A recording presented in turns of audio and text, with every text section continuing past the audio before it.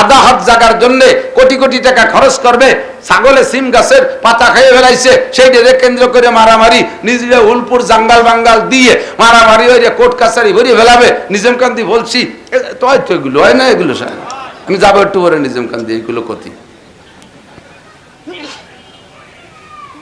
গুড়ায় সূত্র খুঁজলে সামান্য, কথা বল না কে, সূত্র খুঁজলে সামান্য, এইগুলো নিয়ে মারামারি খুনোখুনি করে তুমি কি এই জাতি বানাবা?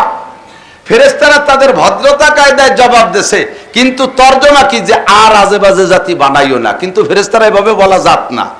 চার দোকানদার যদি কয় ফিরে আইছে দেনে ভোট সাথী, তোমারে ভোট দিতে যে রাত 2টার সময় ভোটটা দিয়েছি কষ্ট হইলে, আর তুমি প্রধানমন্ত্রী হওয়ার পরে একটা দিন আমার চার দোকানে এসে বসলে না, এই দাবি করা কি ঠিক? তার দ্বারা কি সম্ভব? প্রত্যেক বাড়ি বাড়ি যে বসা সম্ভব? আদৌ সম্ভব না। অথচ উনি সারা বাংলাদেশের প্রধানমন্ত্রী, উনার একটা জায়গা থাকবে গণভবন, উনার একটা চেয়ার থাকবে জাতীয় সংসদ ভবনে, উনার আলাদা একটা অফিস থাকবে, সেখান থেকে পরিচালনা করবে। তো একজন মানুষের যদি মানুষের ভিতরে ঘোরাফেরা সব জায়গায় তার করা শানের খেলাফ, তার ব্যক্তিত্বের পরিপন্থী হয়, মহান আল্লাহ পাক রব্বুল আলামিন এই নোংরা দুনিয়ায় বসে চেয়ার পাইতে বসে আমাদের পরিচালনা করবে, এটাও তার ব্যক্তিত্বের সাথে মানানসই না। কথা কোন ঠিক না? কাজেই তার একটা সিংহাসন থাকতে হবে, তার একটা চেয়ার আলাদা থাকতে হবে। আল্লাহ কায় আস্তাবি আলাল আরশ, কাজেই তোমাদের এখানে রেখে গেলাম, আমি আরশে আজিমে থাকবো, আমার একটা চেয়ার থাকবে, ওয়াসিয়া কুরসিয়ুহুস সামাওয়াতি ওয়াল আরদ, আমার চেয়ারটা তোমাদের চেয়ার মতো হাত দেড়ে কে দিয়ে দিক সেদিক না, আমার চেয়ার অনেক বড়, 7 আসমান জমিন আমার চেয়ারের নিচে একটা টেনিস বলের মতো পড়ে থাকবে। সুবহানাল্লাহি ওয়া বিহামদিহি। আমি ওই চেয়ারেই থাকবো, আমি ওই চেয়ারেই থাকবো। তবে আমার কাজ করার জন্য অ্যাসিস্ট্যান্ট লাগবে। প্রধানমন্ত্রীর কাজ কত ভাবে অ্যাসিস্ট্যান্টরা ভাগ করে নেছে, মন্ত্রী এমপিরা ভাগ করে নেছে, মন্ত্রীরা ভাগ করে নেছে, উপজেলা চেয়ারম্যান ভাগ করে নেছে, ইউনিয়ন চেয়ারম্যান মেম্বার পর্যন্ত ভাগ হয়েছে, সবই প্রধানমন্ত্রীর কাজ। কথা কোন ঠিক না? এরপরে আইসা আমলা গ্রুপের মধ্যে ভাগ হয়েছে, সচিবরা খানিক দায়িত্ব পালন করে, উপসচিবরা করে, ডিসিরা করে, ওই টিওনো সাহেব করে, এভাবে সচিবরা করে, আরো সবাই ভাগ করে নেছে। আল্লাহ পাক বলেন আমারও এরকম মন্ত্রী, এমপি, সচিব, উপসচিব, এই অ্যাসিস্ট্যান্ট থাকতে হবে, সেই অ্যাসিস্ট্যান্ট বানানোর চেষ্টা আমার ইচ্ছা পোষণ করি। ফেরেশতারা তোমাদের মতামত কি? কথা কি বোঝা যাচ্ছে? ফেরেশতারা সব ফেরেশতা এক বাক্যে বলে উঠছে, আতাজালু ফিহা মাইয়ুফসিদু ফিহা ওয়া ইয়াসফিকুদ দিমা।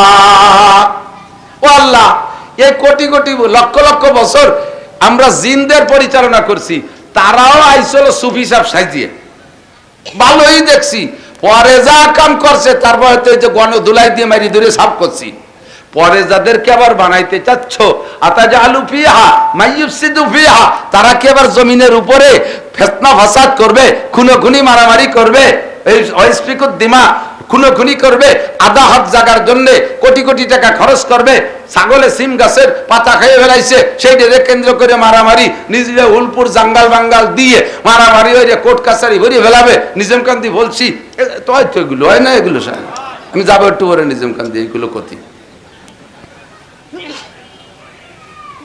গুড়ায় সূত্র খুঁজলে সামান্য, কথা বল না কে, সূত্র খুঁজলে সামান্য, এইগুলো নিয়ে মারামারি খুনোখুনি করে তুমি কি এই জাতি বানাবা? ফেরেশতারা তাদের ভদ্রতা কায়দায় জবাব দেছে, কিন্তু তর্জমা কি যে আর আজে বাজে জাতি বানাইও না, কিন্তু ফেরেশতারা এভাবে বলা যাত না, ভদ্রতার সাথে জবাব দেয়। তো সেই ভদ্রতার সাথে মৌন অসমর্থন প্রকাশ করেছে ফেরেশতারা। আল্লাহ পাক সব ফেরেশতা কোটি কোটি ফেরেশতা সে জায়গায় উপস্থিত, সমস্ত ফেরেশতারা একই বাক্য বলেছে, আতাজালু বিহা মাইয়ুফসিদু বিহা ওয়া ইয়াসফিকুদ দিমা। এর দ্বারা আরো পরবর্তী আয়াতেও প্রমাণ করে যে তুমি আর কেউ বানাও না, তোমার যদি অন্য মখলুক বানাইয়া বেশি তসবিহ তাহলিল জিকির ফিকির ইবাদত বন্দেগী সিজদা এগুলো বেশি কামনা থাকে তোমার, যে ফেরেশতারা তোমরা যা ইবাদত করতেছো এতে আমি স্যাটিসফাইড না, আমি আত্মতৃপ্তি পাচ্ছি না, আমার আরো একটা জাতি বানাইয়া বেশি ইবাদত আমার নিতে হবে। যদি তোমার এমন উদ্দেশ্য থাকে, নাহনু নুসাব্বিহু বিহামদিকা ওয়া নুকাদ্দিসু লাক, তোমার পবিত্রতা, তোমার তসবিহ আমরা আরো গিয়ার বাড়াই দেব, আমরা আরো পিকআপ বাড়াই দেব, ইবাদত আরো বেশি করব। তুমি ফিতনা ফাসাদ করনা জাতিকে আবার বানাইতে চাচ্ছ নাকি? তার মানে বানাইও না, ইশারায় বলে বানাইও না। আল্লাহ পাক জবাব দিলেন কি, ইন্নী জাইলু, কি বলে, ইন্নী আলামু মা লা তা'লামুন, আমি যা জানি তা তোমরা সবাই মিলে জানো, সবাই মিলে জানো।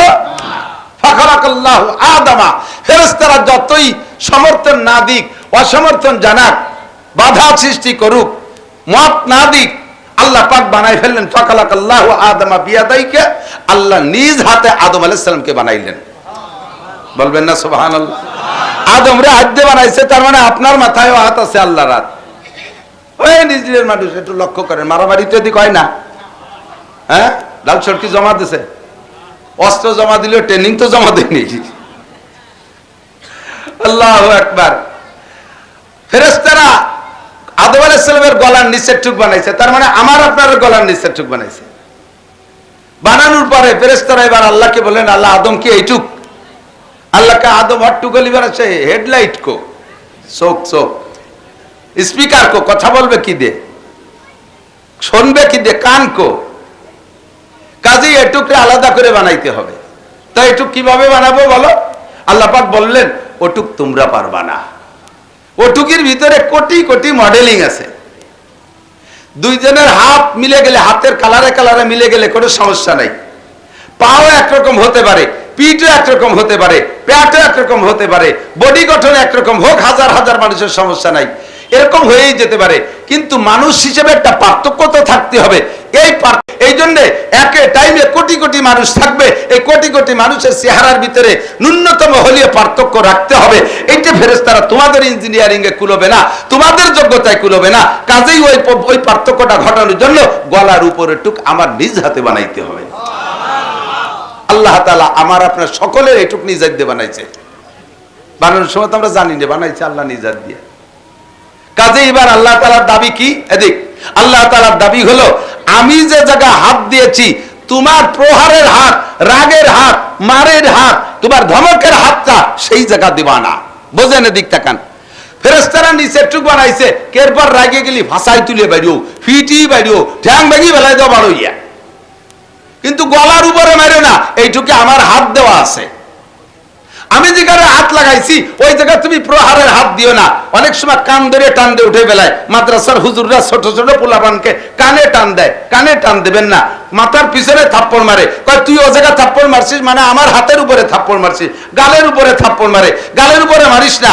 আশরাফুল আযা 3.5 হাত বডির ভিতরে যত অঙ্গ আছে তার ভিতরে তার মধ্যে সবচেয়ে শ্রেষ্ঠ অঙ্গ হলো মুখমণ্ডল, এইটুকুই মারিস না, এইটুকুই মারিস না, ও জায়গায় আমার হাত আছে। গলার উপরে মারিস না, আমার হাতের উপরে যেতে তুই প্রহার আর রাগের হাত মারিস, তাহলে কেমন আমার হাতে মারলি বলে বিবেচনা হবে, বিবেচিত হবে, আমি এতে কষ্ট পাই। কাজেই মারলে তুমি অন্য জায়গা মারো, মাথার উপরে মারিও না। কথা কি বুঝছেন? আমরা তো এই কথার পর নিয়মিত আমল করি, তাই না? পয়লা বক্সির নাক জড়াইয়ে নাক বসকাই ফেলবো। লাঠির বাড়ি কোন জায়গা আগে, কোন জায়গা? ইউনিট ফেলাই দিতে পারলি পারা বডি শেষ, ইউনিট ফেলাই দিছে। এদিক যাব না। যা বলতে চাইছি সেটা হলো যে সবাইকে বানাইছে কে? আল্লাহ। আল্লাহ পাকের সিদ্ধান্তের বিপক্ষে সকলে চলে গেলেও কিছু আসে যায় না। আল্লাহ যেটা সিদ্ধান্ত নিয়েছেন তাই। তো আজকে আল্লাহ পাক বৃষ্টি দেওয়ার সিদ্ধান্ত নিয়েছেন, এই কথাই বলবো। তো আমরা কি একমত না দ্বিমত? নিচে কাদা কিসের কারণে অখুশি? এই হুজুররা উলামা পরিষদের মাহফিল দ্বিতীয় দিন পালো না, এই বলে ভেক্সকি মারবেন? সকলে একমত বলেন আলহামদুলিল্লাহ। কোনো দ্বিমত নাই। বরঞ্চ আজকের কারণে এই কেদার মধ্যে মাহফিল শোনার কারণে অন্য ভালো দিনের চাইতে আপনি 100 গুণ বেশি নেকি পাবেন। নবী পাক বলেন, অনুকূল পরিবেশে ইবাদত করার চাইতে প্রতিকূল পরিবেশে ইবাদত করলে বেশি নেকি।